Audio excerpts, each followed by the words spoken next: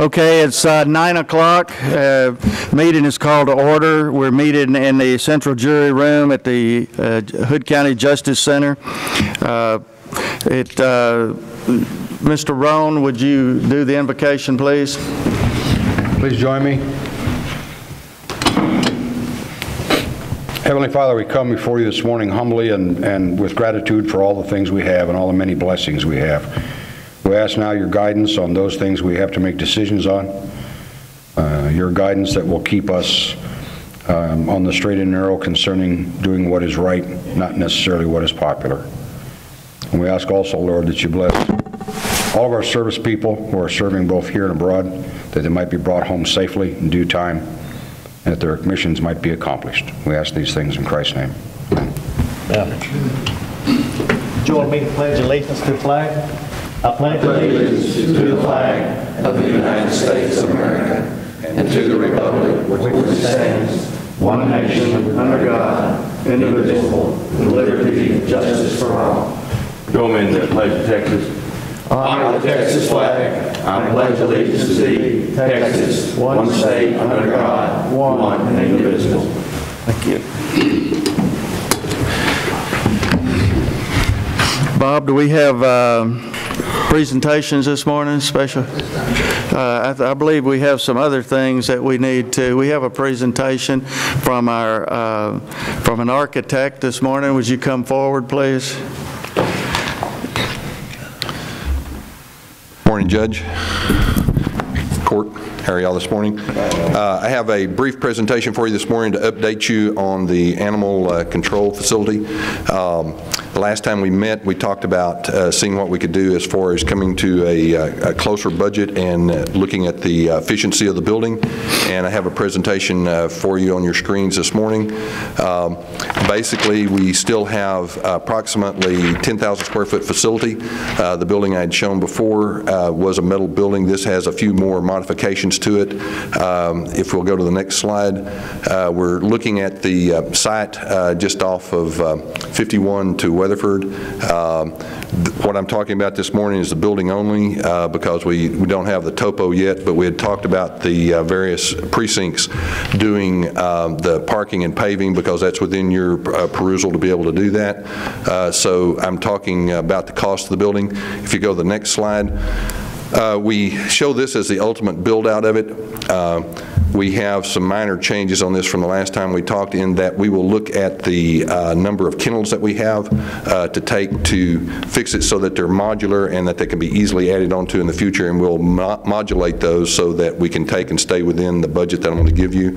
Looking at this particular scheme with this and with the county doing the site work and the dirt work from some of the haul-in that you have, we're looking at a budget of about $1,475,000. There's also some additional things we can start to look at once we get the CMAR, if that's the way you choose to do it, to get to a harder number than that. But that's where we are this morning. We met last week with our contractors, and if you'll go to the next slide, this is what the building would look like. It's pretty much an all-metal building, but it's on a good solid foundation with piers at this particular point, and there may be some additional cost savings that we can take to look at to maintain as many kennels as possible in the facility. But this will allow you to more than meet your current needs and then your future needs for years to come as you add kennels. Okay, does anybody have any questions? I'm sorry, go ahead, Jeff. Will this be a clear span building? No. In order to make the highest efficiency for a metal building like this, unless you're looking at a basketball court or a reason to have a total clear span, we'll be looking at least a couple of rows of columns down the middle of that, and that way it gives us our best efficiency for the metal building. And this particular scheme lays out perfectly. Sir? Not going to be a flat roof, right? No, no. Gabled. No flat roofs. In fact, one of the proposals, I spoke with the contractor, and I'll be very brief about this, is that if we can increase the pitch to 4 and 12, I prefer, in our years of experience, I prefer that we would, if we stay at the 2 and 12 pitch, like on a typical metal building, that we go to a standing seam roof rather than with concealed fasteners rather than exposed fasteners. I know what they tell you on the exposed fasteners, that they're going to last forever. My experience has not been the case. A little bit of movement, a little bit of ultraviolet, and you start to develop leaks at those screw points. So if we stay stay at this, I propose that we look at standing seam roof. If we can go to a 4 and 12, which is a little different for metal building people, you get a little upcharge there, but we can go with a composition roof, which sounds sort of funny, but it gets us our insulation, our decking, and it is, anyone can patch it. It's a very economical roof, and it's easier for them to flash than it is on the metal building. So the only thing we're going to have going through the roof will be our vents. All the air conditioning will be inside the building and be portioned out for the various areas that are required for isolation, et cetera. How many kennels are this? I mean, that's why I asked you to put that back up. How many kennels did you say? Let's see, this one had, AP, we had... I think about 125. Yeah, we had 100, I was going to say 120, but 125 kennels. We're initial phase, we would look, as we go through that, we would look to see if we could afford all of those. If not, then we would take and back those back. The cost, the metal building itself is very inexpensive. The cost is in the plumbing and the washdowns and the finishes on the inside. We're planning on using wood studs on the inside, treated wood, which will last as long as anything that we could take to put in there as far as the partitions go, but there will be ceramic tile or epoxy over all of those surfaces for durability. So what we plan to do in cases like this where we want the building to be as efficient as possible and in budget, we'll take and work those finishes back along with the optimum size for the kennels. But you should be easily, I think in our initial projection on this, you know, we're looking at probably about 60 kennels at this point, which you have 12 now, so we're looking at 5 times the number of kennels, and we hope to be able to get them all. It just depends on how we finally get the soils testing and the rest of the site work in as to what the final cost will be. And I have a proposal that I'll be sending to you on a CMAR this next week. Real good. Any other questions? Okay, thank you very much. Thank you, Alan. The next item on the agenda is, we have 2 resolutions, and they're both basically the same. I will ask Commissioner Tout if he'll read the one for the Texas Heroes. Be it remembered, at regular meeting of the Commissioners Court held on the 26th day of February 2013, the following resolution was adopted. Whereas Article 6144A of the Texas Revised Civil Statutes sets apart annually the entire week in which Texas Independence Day, March the 2nd, occurs as Texas Week. And whereas Texas Independence Day is a legal Texas holiday and has been long honored and celebrated by Hood County. Whereas the Texas Heroes Foundation, which purpose is to preserve our history and to protect our heritage, Hood County will observe Texas Days of Independence. Now, therefore, the Commissioners Court hereby urges all citizens, governmental entities of every type, educational institutions, businesses, professions, religious organizations, and all other groups of whatever type in the county to 1. Hoist and display our Texas flag each day of Texas Week. 2. Undertake one or more activities to recognize our glorious history and heritage, such as announcements, programs, and messages to members, students, and employees. And 3. Give thanks for the service of our forefathers and hope that our marvelous inheritance will forever be remembered.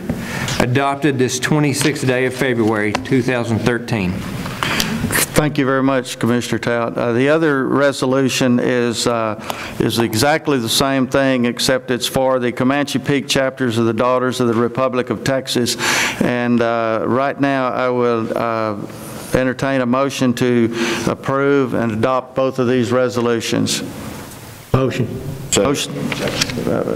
Motion made by Commissioner Deaver, seconded by Commissioner Berry. Any further discussion? Then all in favor? Aye. Opposed? Motion carried. Thank you very much. Okay, the next item is citizens wishing to comment on any agenda item. The sheriff has forms for you. Is there anybody who just raise your hand if you wish to make any comments about any agenda item? None? Okay, thank you very much, Sheriff.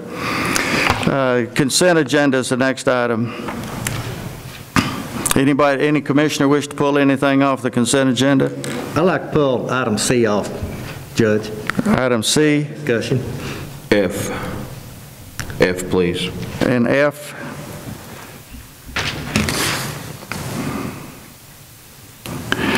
Okay, I will entertain a motion to approve all except C and F on the consent agenda. So moved. Okay, have a motion made by Commissioner Roan. Do I have a second? Second. Seconded by Commissioner Tout. Any further discussion? Then all in favor? Aye. Opposed? The motion carried. If Commissioner Deaver doesn't care, I'd like to take F before we take C. Okay. You okay with that? Yes. All I wanted to do is let Teresa, or you, it says approve the bond for the election administrator, and she's in attendance this morning, and I think Teresa or yourself can introduce her to the audience, and that's all that was about. And with that, I'll make a motion to approve her bond. So you might have her. Okay, why don't you come on up and be introduced? Teresa's back here. Teresa, you want to come and introduce her? This is cricket for y'all don't know her. This is Cricket, or Janice Miller, is our new elections administrator. She started with the county last Tuesday. I'm just really excited to have her on board, and I think that she's going to be a really big asset to the county and to the citizens. Anyway, Janice, or Cricket as she likes to be called. Miller. Hi, I'm glad to be here, and I'm glad I've already gotten started, and looking forward to we're having a May election on, AMUD is having an election so far, and City of Lipan maybe. Good. So we're getting ready. well, very good.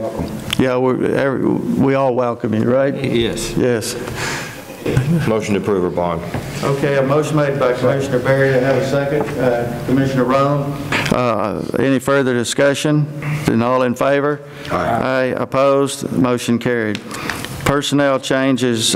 Commissioner Deaver, you want to talk about that? Yes, Judge, just some questions. We got one person coming in that Deputy Clerk 2. We got one leaving, Chief Deputy. I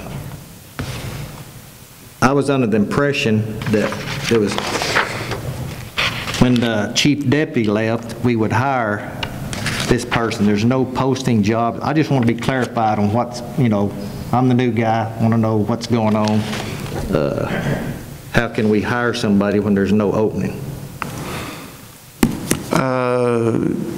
Mary, do you want to come and address that?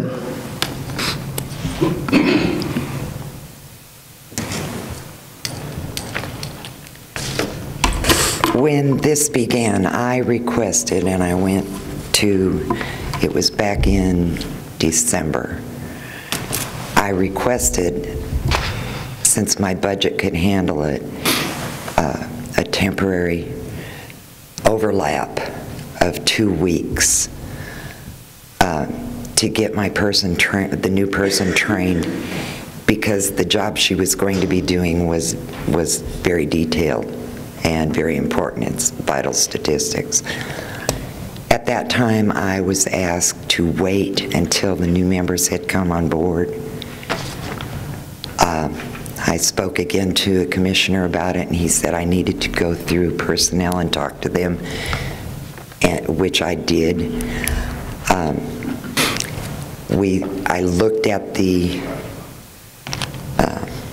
funds that were available with the changes that I was intending to make. There were the funds in the budget to make them. I discussed it with Kathy. Well, wait a minute. I'm going to go in order. Bob then put it through on the last Commissioner's Court to hire her on the 25th.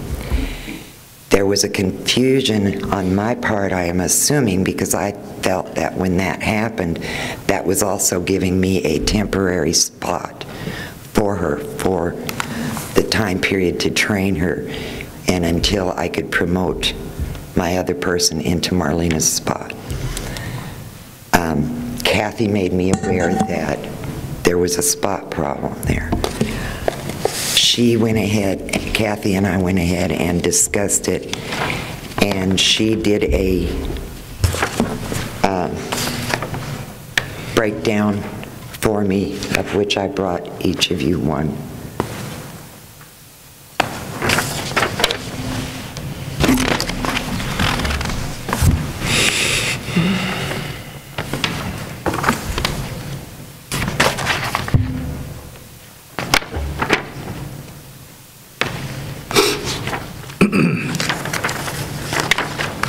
To assure that I had the money in my budget.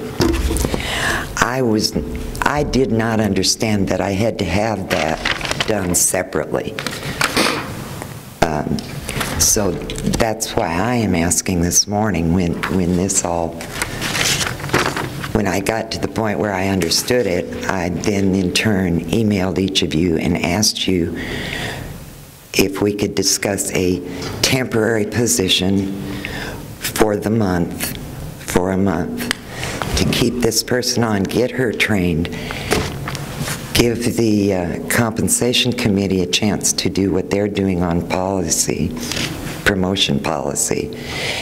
And in the meantime, I will work Marlena's spot and train the person that's going to come in and take her spot. So what I was asking this morning is that we could do a temporary CS3 position and for 1 month, and that should take care of that situation.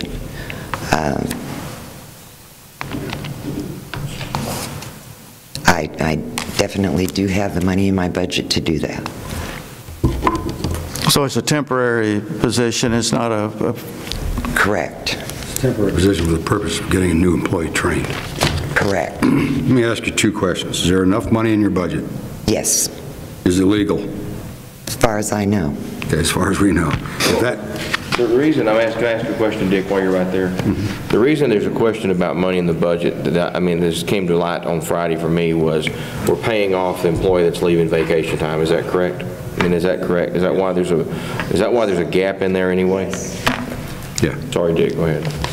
Well, but it's still, if you look at the bottom of Kathy's report where she figured this up for me on a basis, and she based this on the highest amount that I would be paying the new person coming in, there's still a $1,630. Right, that's what I'm saying. So in my estimation, if those 2 questions are answered, if there's enough money in the budget to cover it, if it is legal per both policy and state law, et cetera, then this is a management decision that this lady is making in her capacity as clerk, and I think that we are, unless there's something illegal about it, obligated to support that. Enough said, because otherwise we are micromanaging her job, and if we're good enough to do that, we don't need her. The only thing I'd say, though, is that I want to make sure that you're going to set precedents here and let anybody come to the counter that wants to bring part-time people in. And I'm just asking how you want to handle it. It's just a half glass is half full and half empty.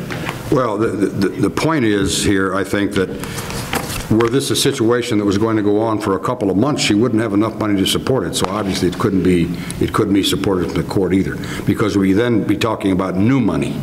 We're not talking about new money. We're talking about existing money and the manager making a decision to use it legally in another way.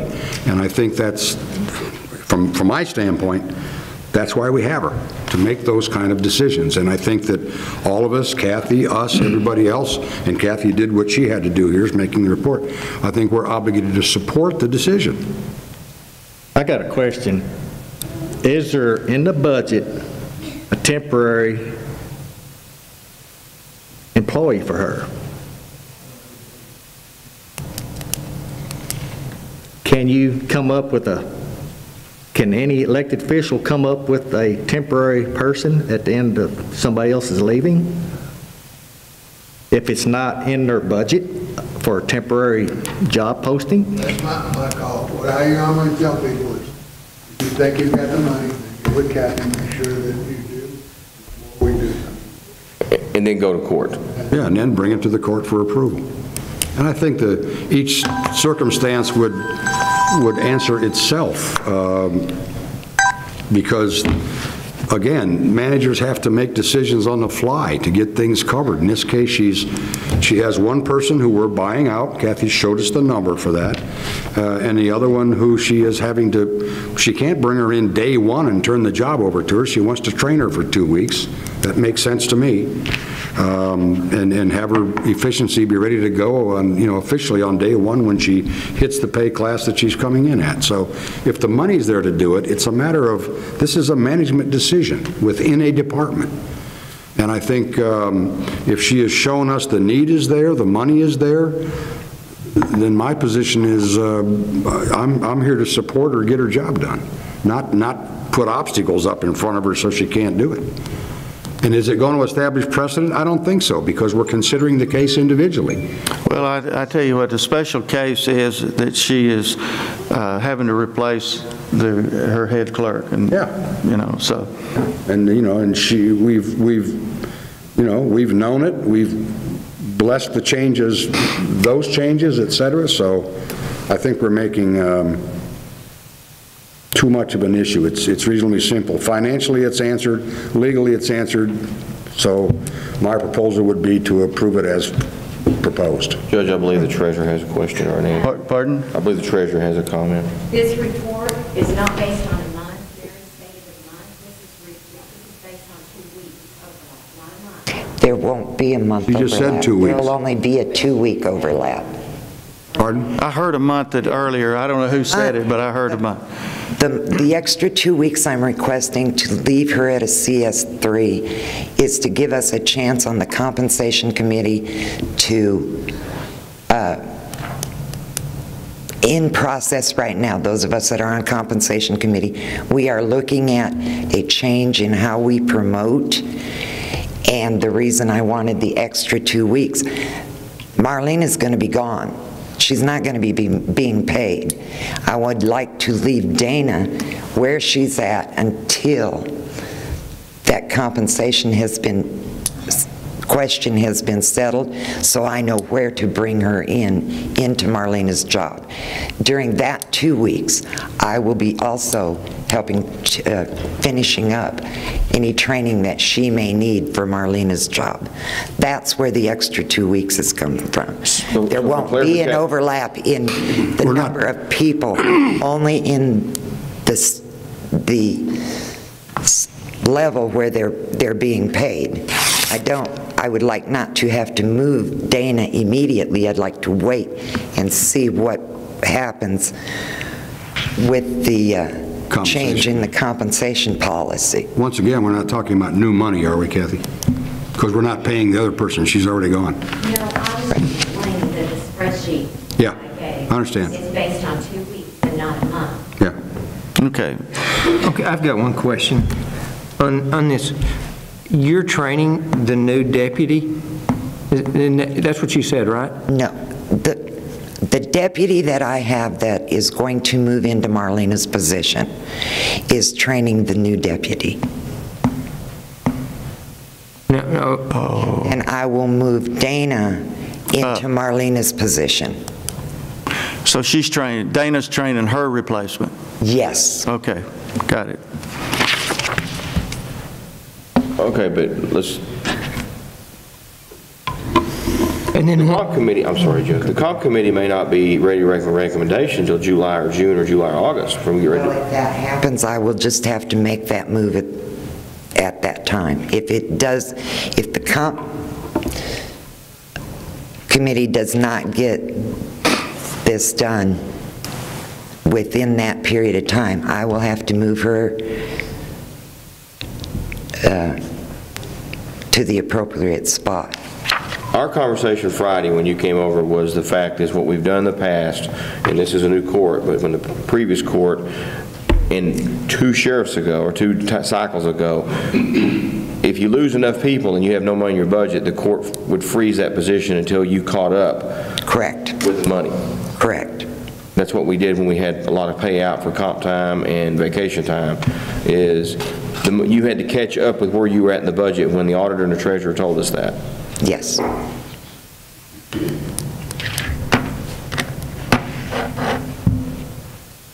Anybody else have any comments? I don't understand why it's 4 weeks, though. I don't understand that part. I think, I thought, It's 2 weeks of pay, right? It's 2 weeks of pay. There will be 2 weeks that Marlena's position would not be filled. And Dana would be being paid at her current salary. oh, she's keeping her as a temp for 4 weeks before she brings her in. Is that what you're saying? Right. Before I move Dana and put her on the...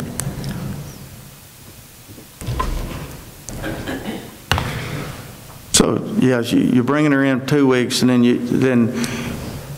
she'll be a permanent employee for the other 2, for that month. Second 2 weeks, right.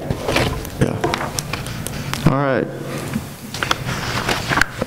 This was pulled off. Now, is any other comments on this? I'll entertain a motion to approve. So moved. Commissioner Barry, do you have anything else? What are you approving?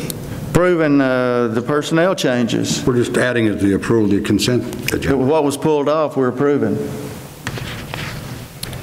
Pulled it off, we have to vote on it separately. What are you going to do about her part-time? I mean, that's what I'm asking. But the conversation, I presume that within this personnel changes, new hires and terminations, is that 2-week pay for a temporary employee. Is that not right? Yes, sir. Yeah, but what's the month? What are we doing for the month? I'm still not understanding what's going to happen. Okay. After the 2 weeks. I have an employee who is working a CS3 position. I would like to leave her there for 2 extra weeks. She has agreed to that. And then move her later. And I can do it right at the same time. I can do it at the end of 2 weeks if that becomes a problem and an issue.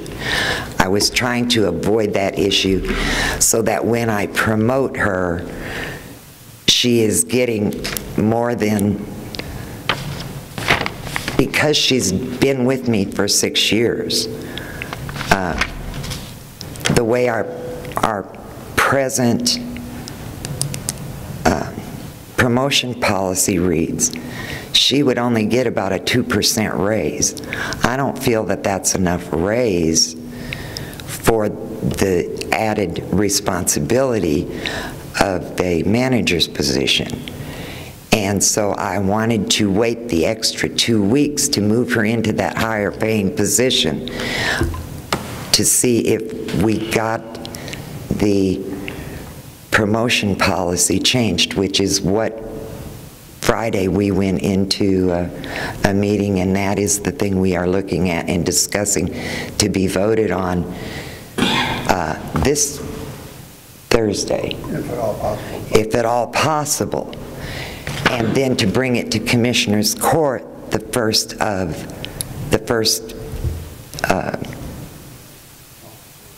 following court. First court in April. If that then passed, I could bring her in at a higher level of pay. And it would still not come anywhere near what Marlena is making. So that's what the request is, what I'm trying to accomplish by this request. Commissioner, basically, passed, committee. If it doesn't pass, I'm then not voting in the committee. if it doesn't pass, then Then I will just have to do what I have to do. right, you just have to make the change, Yes. standard change. I don't see a problem. I mean, it's Okay, I have a motion on the floor made by Commissioner Roan. Do I have a second? I'll second the motion. Then any further discussion? Well, if you look at miscellaneous, it's 6. I thought that we're talking about miscellaneous 6 right now in this position. I mean, that's why I'm asking how you're going to... Miscellaneous 6 is pulled off, right? Well, we can take it there if we want to. My understanding was we were going to try to discuss it during consent agenda. Right. Miscellaneous. Mary called earlier and requested that this be removed, item 6. So your employee will not get benefits as long as she's a temp? Correct. No. So she won't get that. No, she won't get benefits. All you're asking to do is take this patient, make a temporary position for 2 weeks.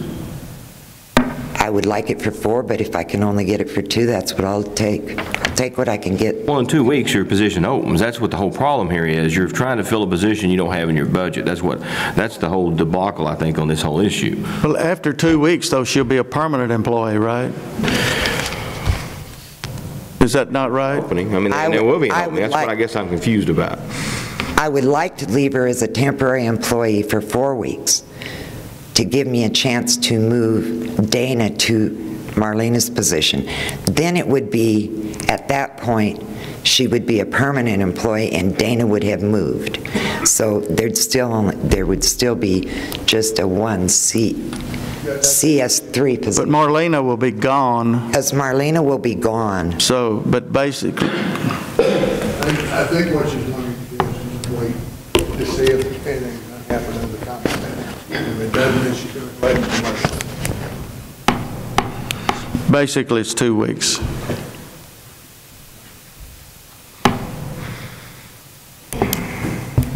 Okay, we have a motion. Any further discussion? And a second. Any further discussion? If you'd revise your motion for it being temporary, temporary for 2 weeks, I guess I could support that since we're having to change what we did 2 weeks ago. Yeah, he's right. You understand my position? I do. I understand that.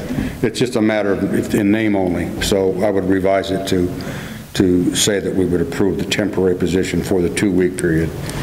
It's possible that by then the comp committee could have made the decision for us. Okay, if not, we'll do something else. And there's funds available, according to the spreadsheet I've seen, for 2 weeks. Yep. Yep. Okay. All right, then, all in favor? Aye. Opposed? Aye. All right, we have a 4-to-1 vote. All right, next item is, I believe it's subdivision roads and plats. Mr. Lenny? Morning, Judge Cochran, Commissioners. 2 agenda items I have today are both out of Precinct 1. The first one, we received a request, not per se the whole Pan ISD, but this is for their ag barn. They're asking us to,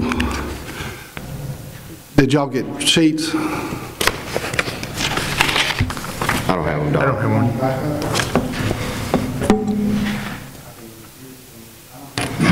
They don't have those on. This is a layout of what they're building here. I didn't get one. Okay. You got some extras, Don? Yeah.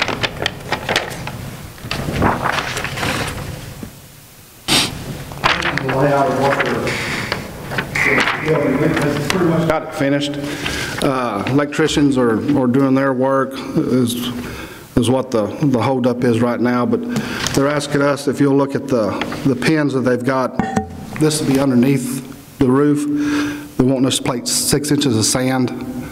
This will be kind of like it won't be a show barn, but this will be where the kids keep their animals, take care of them. The other part of the request is that we fix them an access, 12-foot wide, around this structure so they can completely go around it. What they've asked, they haven't really set a time limit on it, so it makes it easy on this department. I don't think we have to really have it done till July or August. I mean, there's no shows or anything up to that point, or no reason to keep animals there at that time. But I bring this to you for your consideration to approve helping the LaPan ISD on doing this project. What's your time span, Don, if you really got in there and got after it? When we assessed what all we're going to have to do on it, probably full-time, it'd probably take about 2.5 days. Yeah, and we're going to try to scatter it out where we're not, where it's your convenience and not theirs. We're done probably about 3 hours of putting the sand in there, and then we'll come back later on. Probably wait till it gets a lot drier before we access this. We're paying for all the materials. They are. Yeah. This is an interlocal agreement, is all you're doing with them? Manpower and equipment, correct? It's just coming to the court to Help the kids. Okay, I'll entertain a motion to approve the egress and ingress of the new AG barn in Precinct 1. Motion. Motion made by Commissioner Deaver, seconded by Commissioner Roan. Any further discussion? Then all in favor? Aye. Opposed? Motion carried. The next item is B, which is discussing, consider accepting the remainder of Indian Gap streets. Commissioner, do you want to take that, or you want Mr. Lenny to take that? Lenny can go with it. What's wrong with these glasses? Judge, Commissioners, it was requested that we place this on there for your consideration. This is Indian Gap and Rolling Hills. And what I've handed you, the darker areas that you see and the footage that is associated with it, this is part of Indian Gap that's not county maintained. Ever since coming up to this position, I've never really figured out why we only maintain the center section of this roadway. You turn off Spring Court off the highway, and you turn on to Indian Gap, and it's non-county. You go a little ways, and it's county, and then when time you get down to Shoreline, it becomes non-county again. In talking to Commissioner Deaver, he was looking at it as completing not so much a thoroughfare, but a perimeter road that a person, that a person could take and get through Rolling Hill.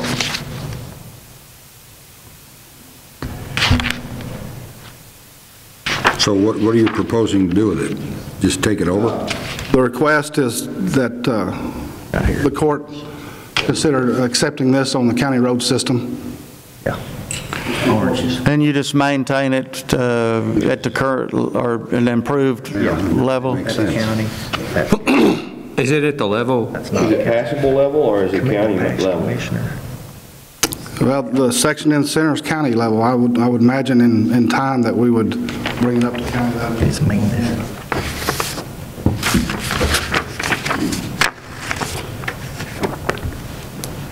Any other questions for Mr. Lenny? Then I'll entertain a motion to approve the annex and I guess the streets that were identified, 2,770 feet in Rolling Hill Shores addition to county roads, the Gap, Indian Gap Street, right? Yes, sir. Motion. Motion made by Commissioner Deaver. Is there a second? Second. Seconded by Commissioner Roan.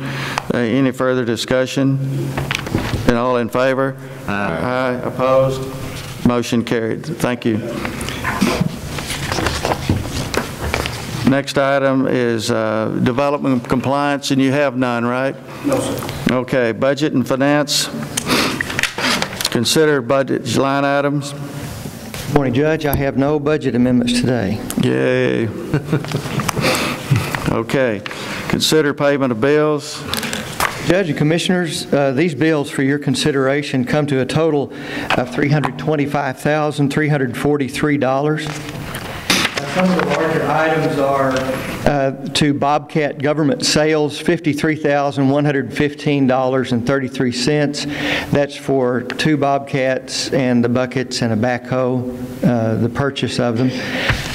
An internal transfer from the general fund to the Indigent Defense Fund to reimburse that accounting fund, $40,458.69. Up above, you'll see the actual amounts paid direct to attorneys, and that's $15,754.68. It's not a duplicate payment, but just an accounting provision in Fund 112. The county has a Section 381 agreement with the HEB companies and their affiliates, which is NEC, US 377, and Meander Road, LLC. And under terms of that agreement, the county is to reimburse those companies 1/2 of their ad valorem taxes that they pay each year. And HEB and NEC companies have paid their property taxes. We have verified the payment. I've gone in and calculated the 50% that the county is due to repay them. And that to HEB company is $32,527.15. And to NEC US 377, $3,795.77. So it's roughly $36,000. And that is on property that before it was developed was just being taxed as ag use. That's a 10-year agreement, correct, Stan? It's 10 years, Commissioner, unless we reach the level of their total investment first. Yes. And the city has a companion agreement, which is under Section 380. The only difference that I see about what the city does compared to the county is that the city is also obligated to repay 1/2 of the sales tax that is collected on the property. Unfortunately, as a county, we're not privy to sales taxes of an individual merchant in our county, so that is not involved in the county contract. Then to Somerville County, for out-of-county inmates, $22,230, and to Vulcan Construction Material for road ops materials, $28,157.92. And I would recommend each of these for your approval. Okay, I'll entertain a motion to ratify paying the bills. So moved. Motion made by Commissioner Berry. Do I have a second? Second. Seconded by Commissioner Tout. Any further discussion? Then all in favor? Aye. Opposed? Motion carried. Thank you very much. Next item on the agenda is miscellaneous. Consider and take appropriate action to adopt rules of procedure and conduct and decorum at meetings of the Hood County Commissioners Court. Does anybody have any? Everybody has received a copy of this, right? Does anybody have any questions on it? The majority of what I see that's changing is the date. You changed the date, or the 9 o'clock in the night meeting is mainly what I see that's changed. Is that correct? Exactly, right, yes. And I noticed also you've bolded or you highlighted that on Wednesday at 12 noon is the deadline to turn things in for the regular meeting, correct? Yes. What has been happening is that this Wednesday has always been the cutoff date for getting things on the agenda, but people keep going all the way to Friday, which is the absolute last day, according to the law. But it just generates a lot of extra work for the person putting together the agenda. So if we're going to do this, we need to make that a hard and fast cutoff, no later than Wednesday, unless it's an absolute emergency. With that, I make a motion we accept the revised rules and procedures. Second. I have a motion made by Commissioner Berry, seconded by Commissioner Roan. Any further discussion? Then all in favor? Aye. Opposed? The motion carried. Consider and take appropriate action to appoint Jeff Tout to serve on the North Central Texas Bicycle and Pedestrian Activity Committee. And before this, I think Commissioner Roan was on this, and he's got 11:15 and a lot of other duties, so I would appreciate you accepting that, and he said he would. Is there any further discussion on this? And I'll entertain a motion. So moved. Second. Motion made by Commissioner Berry, seconded by Commissioner Deaver. You'll support committees? Is there any other discussion? Mr. Tout, would you like to say anything? No. No, okay, then all in favor? Any opposed? The motion carried. Consider and take appropriate action to endorse a resolution in support of House Bill 410 for mandatory appellate judicial funding of the Court of Appeals. What this is $1.50, I believe, a fee on civil filings that will support the Court of Appeals, which right now is evidently going lacking on funding. So, and every other county in our district is doing it except us. So I'll entertain a motion. Make a motion. Motion made by Commissioner Tout. Have a second? Second. Seconded by Commissioner Deaver. Any further discussion? Then all in favor? Aye. Opposed? The motion carried. Treasurer. Consider the annual review and approval of the Hood County investment policy and strategies. Judge, if it pleases the court, could we take all of these together? Yes. In accordance with Government Code Title 10, Chapters 2256 and 2257, titled the Public Funds Investment Act, the Commissioners Court, as the governing body for this entity for Hood County, is required to annually review and adopt the county's investment policy. A list of the current brokers that the county uses for investments and the county investment officer. There have been no changes to this policy since we adopted it and approved it last February, other than the one I brought you in January, which you all did approve. And we also address any legislative changes in the wording of the policy itself. So those are automatically adopted each time you adopt the policy.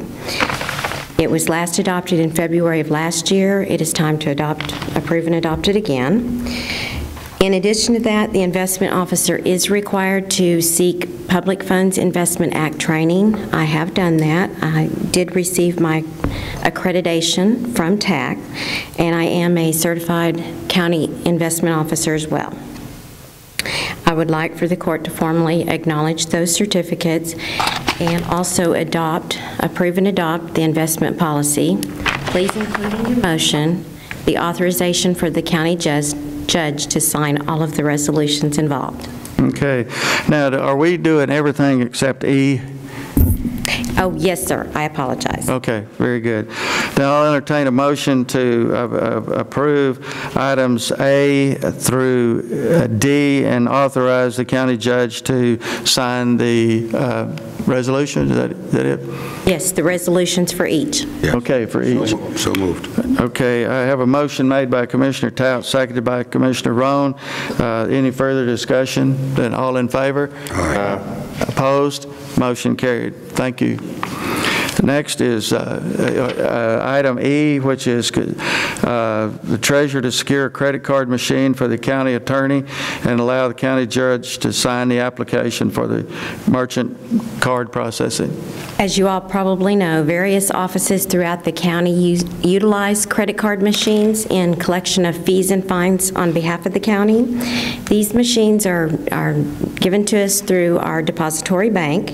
There are fees involved, but we recap the fees by passing the fee on to the consumer or the customer in paying fees and fines.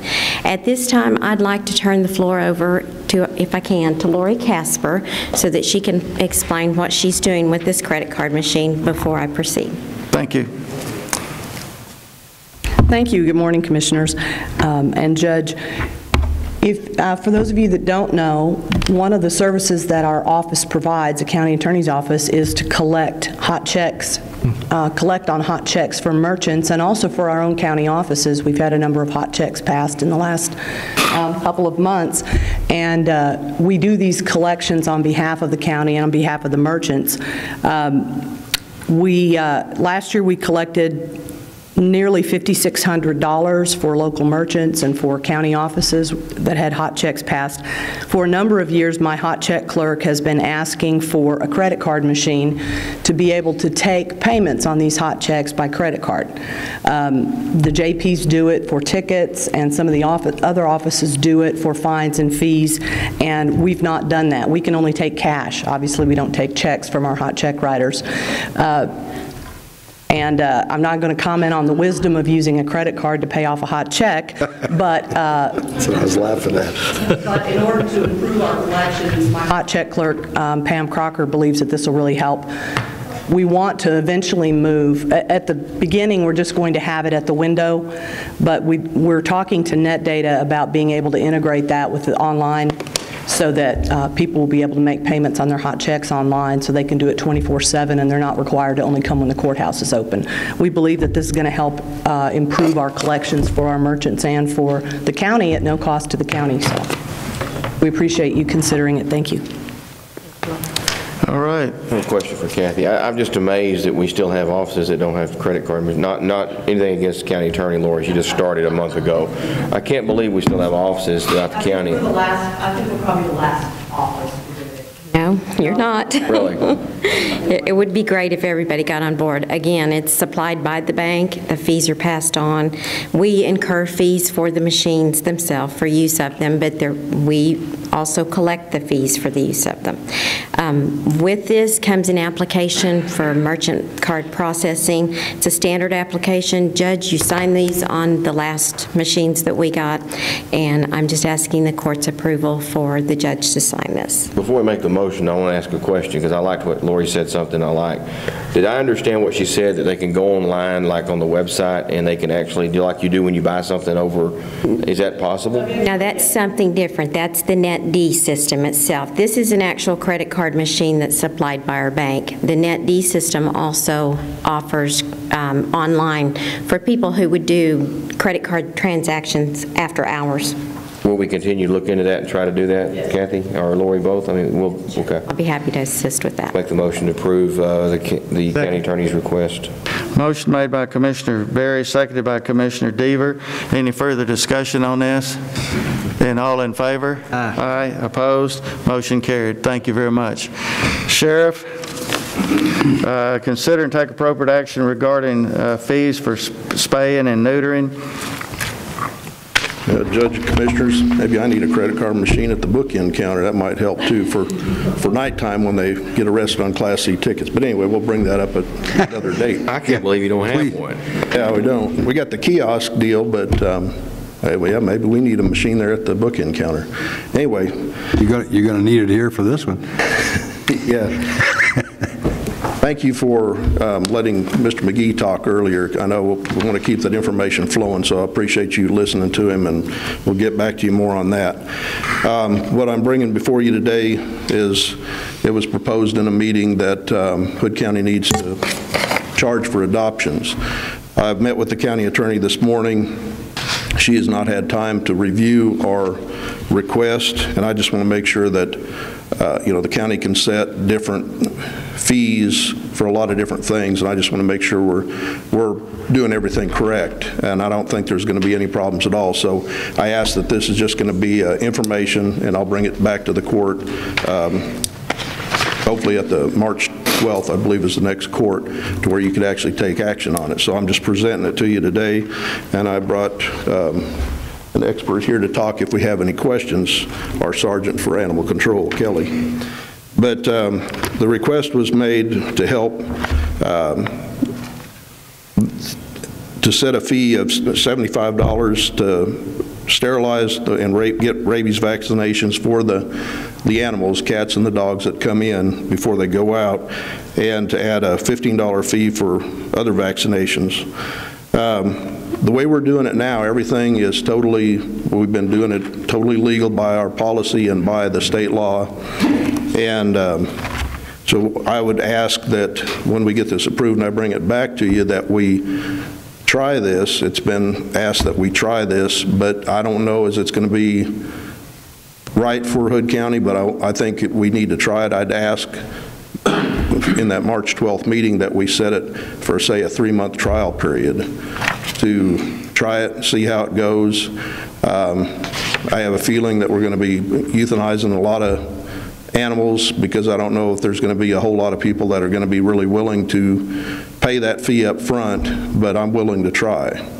We'll try to do whatever we can. We had a meeting with a number of vets and some others, and I'm willing to try anything. I'm definitely open for discussion. I want to do the best we can for the citizens of the county, including the dogs and cats and all that. So I understand some more vets have kind of come on board with us now too, right? yeah, Kelly, do you want to come up? And we've had Granbury Animal Clinic, Mesquite Ridge Small Animal Hospital, Long Creek Animal Hospital, All Creatures Animal Hospital, and Town and Country Animal Clinic have agreed to provide sterilization and the first rabies vaccine to animals adopted from Hood County Animal Control for $70.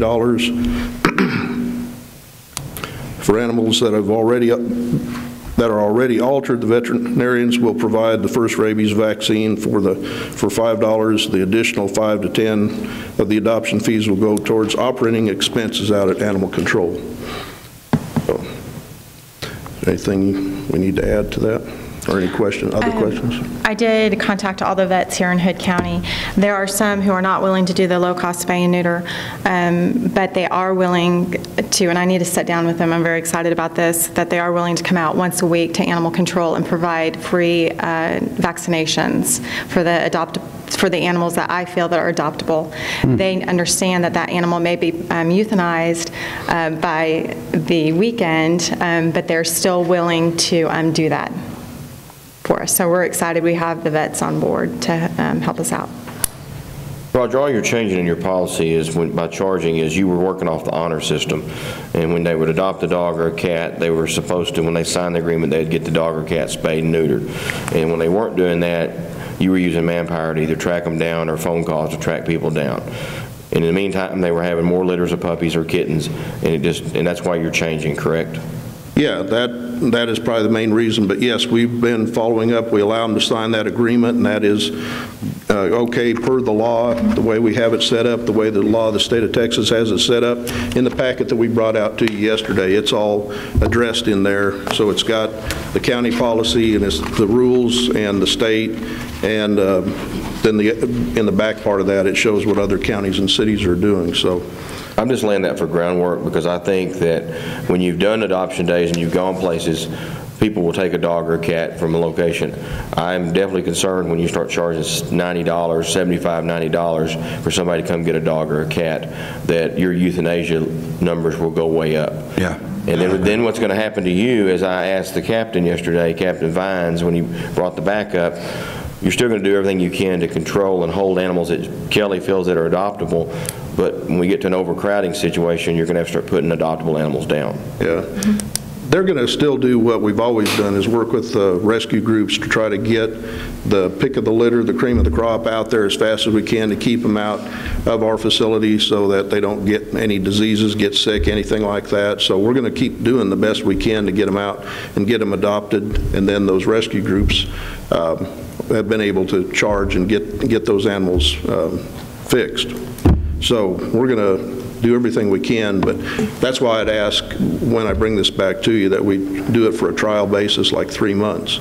So I want to make sure with the county attorney that that's legal, our fee schedule is legal, and then I'll bring it back to you on the 12th and we'll move forward, or not, depending on what the county attorney says. But I'm willing to try anything, do what we can to help. I think this is good.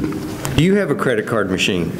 No, sir, we don't. And that is actually a good idea because we do charge fees of disposal of the animal or euthanasia of the animal. I thought I shut that off. Also trap rentals, impound fees, and I'm sending people down the road to the bank and hoping that they come back.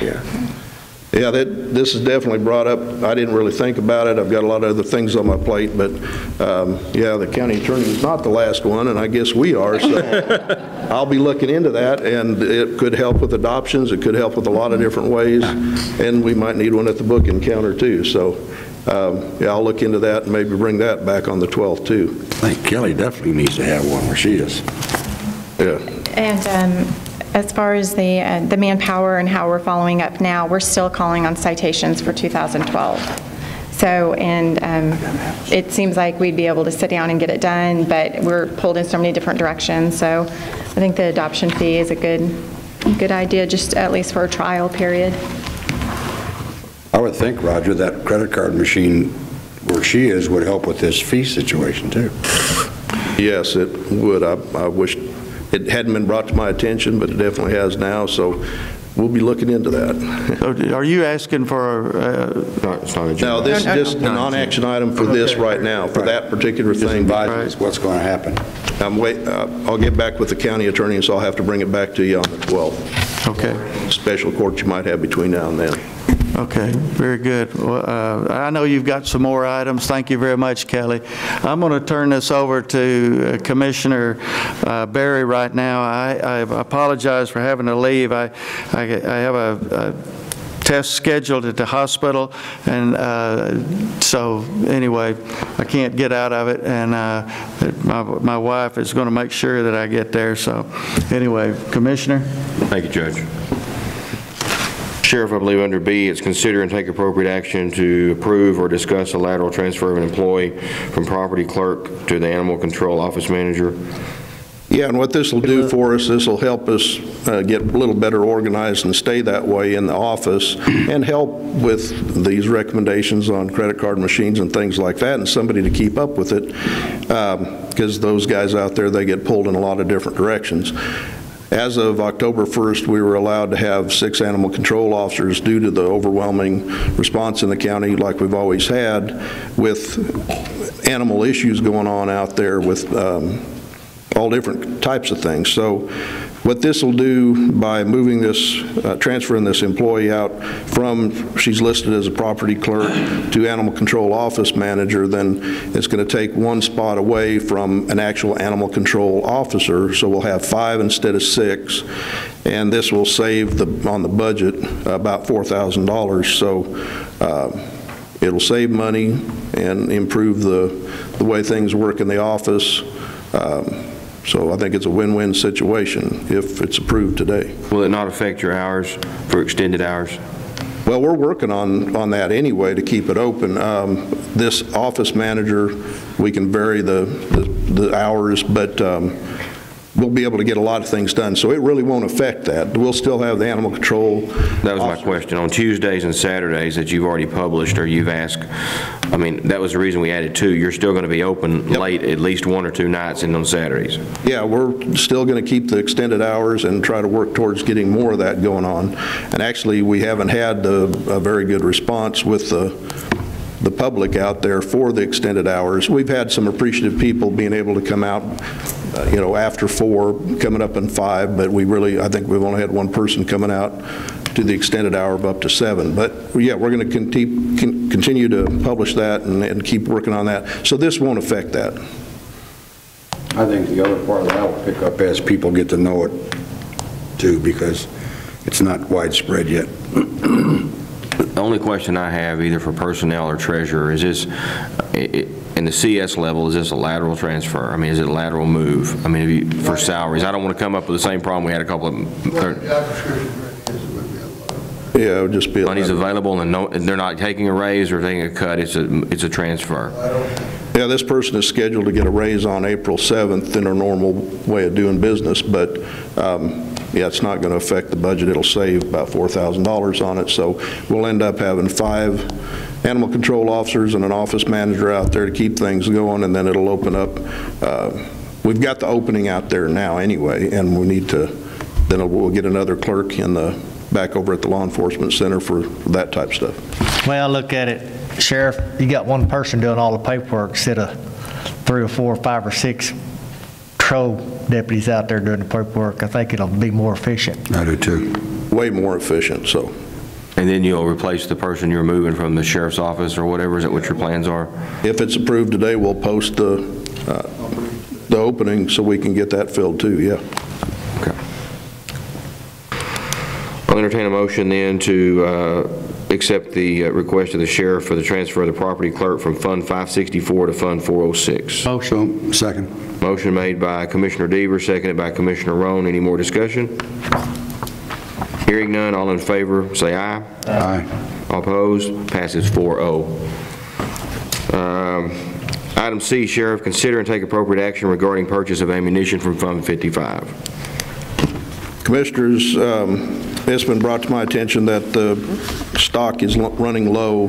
Under the law enforcement governing body, TCLOS, it's required that all my officers do qualifications. So we've got to do that, and we've got to be prepared for anything as a law enforcement agency. And now with everything that's happened in the last couple of months with things across the country, it's getting harder and harder to get ammo. So we're not out of ammo, but it's, I've been told it's 6 months to 12 months out. Well, in the past, it's taken, even ordering under the state contract, it's taken upwards of 8 to 9 months to get it. So we're looking at possibly up to 12 months out. So that's definitely out of the range of the budget. This money is not budgeted anyway.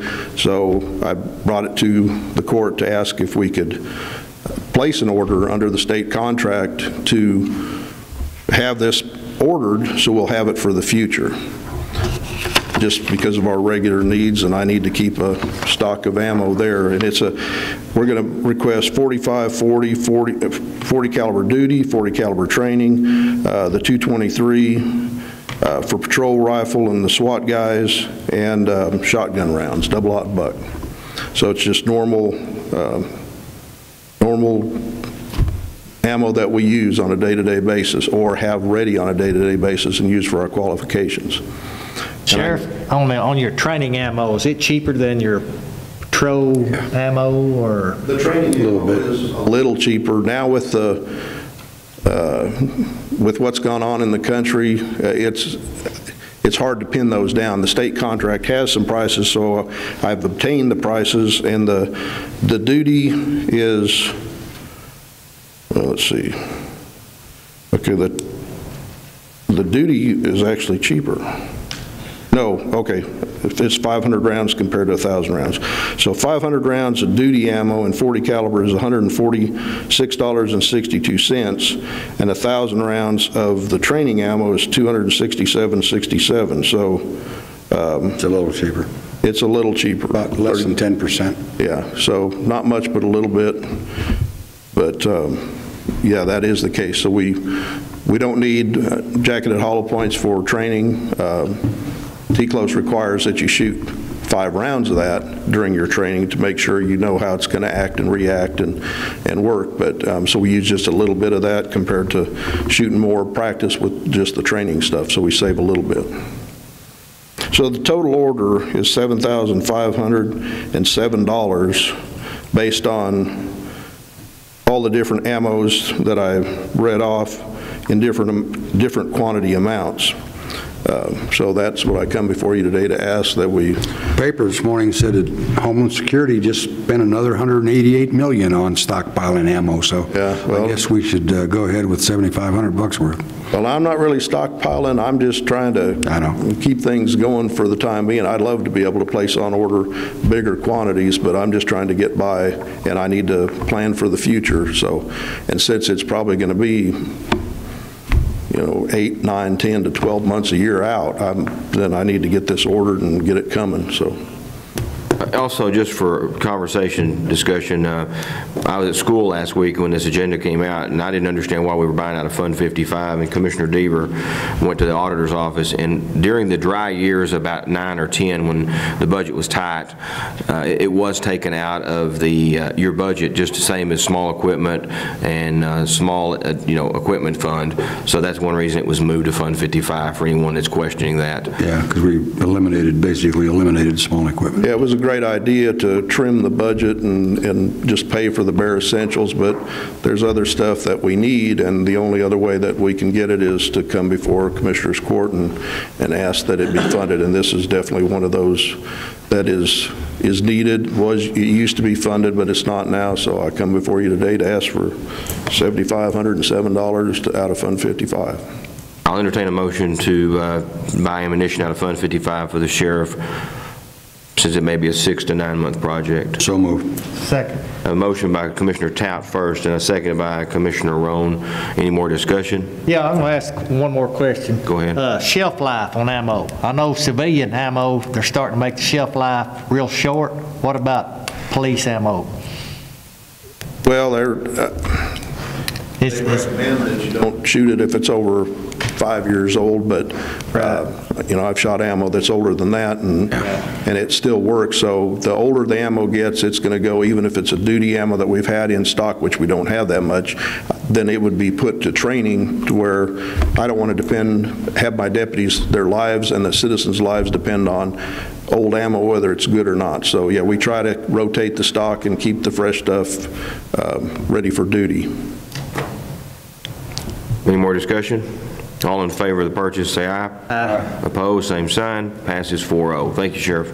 Thank you. I believe item 6 has been taken off the agenda. Item 7, consider and take appropriate action to rescind a draft letter asking TCEQ to put Hood County on the list for interested parties, party status in the BRA cause. Joe, you're in the audience. Do you want to say anything, or are you just here for viewing? I would like to take just a minute.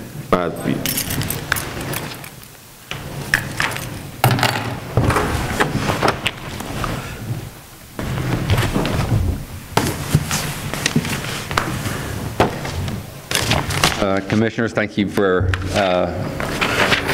letting me be here. What I would like to address is, I know the commissioners and the City of Granbury City Council went down to TCEQ Friday before last and visited with them, and you know, we've got some outcome on that. The purpose of the party status of what we learned at TCEQ was to be able to, as this process goes forward, that the county and hopefully the city will get on board with that. I know LGWA will, is that they will have party status to the hearing, and that's the hearing that would occur this June, July, or August, somewhere about midsummer or so. So that's party status would give you the ability to go to TCEQ at that time, and they will listen to the concerns of Hood County in regards to the BRA addressing their more water rights out there. There's a possibility you may want to consult your legal assistance or legal attorney on this as you go forward on this. I would like to mention one thing. I think Commissioner Berry's familiar with this, and yesterday I addressed Judge Cockerham on this. Next Wednesday at 6 o'clock, at the American Town Hall, the county commissioners, the City of Granbury, the Granbury Chamber of Commerce, EDC, our association, we're all going to meet about looking at trying to get a Hood County economic impact study done. And we're hoping that the chamber will go ahead, they'll address that at that time, and it's at 6 p.m. What we're hoping is to go ahead and be able to take that economic impact study down to TCEQ and SOA, and going forward, you know, back to the Hood County community as to the impact that the lower lake levels that have occurred out here will have on Hood County, and that's the purpose of it. So we're hoping that all the associations in the community will get involved in this and have, you know, some type of say-so in that. That's all I had to say. Thank you, Joe. I was going to ask Commissioner Rowan if he'll read the resolution. I think it's important that, the city or the county or this lakefront owners have made a lot of noise, but if you live on the lake, I think also the paper did a good job of putting the address that you need to address your letters to. That way you're on the mailing list and you're in the loop as far as knowing what's going on, and that way you can, you know, you can deal with the state office as well. Not that anyone's going to walk away from it, but TCEQ said the more people that have cause, the better chance that we'll be heard. Commissioner Rowan. Be it remembered, at a regular meeting of the Commissioners Court held on 26th day of February 2013, the following resolution was adopted.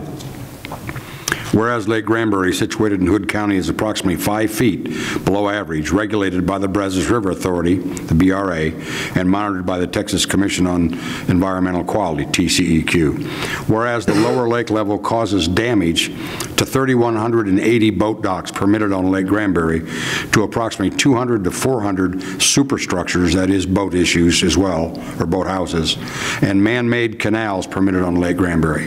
Whereas the lower lake level has a direct impact on the ad valorem value on real property in and around Lake Granbury, and whereas BRA continues to release water and or sell such water, creating a monetary loss as well as a safety issue to the citizens of Hood County because of the lower lake level, because management by BRA, And now therefore, the Commissioners Court hereby requests a party status with the TCEQ regarding future water rights of BRA adopted this 26th day of February 2013 and signed by the Commissioners. I'll entertain a motion if we want to send this to TCEQ. So moved. Second. Motion made by Commissioner Roan, seconded by Commissioner Deaver. Any more discussion or input? All in favor? Aye. Opposed? Motion carries 4-0. That brings us to the end of our agenda.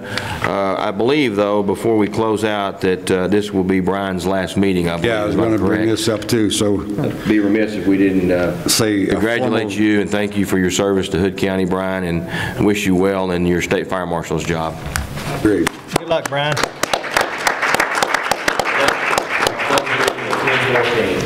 Thank y'all.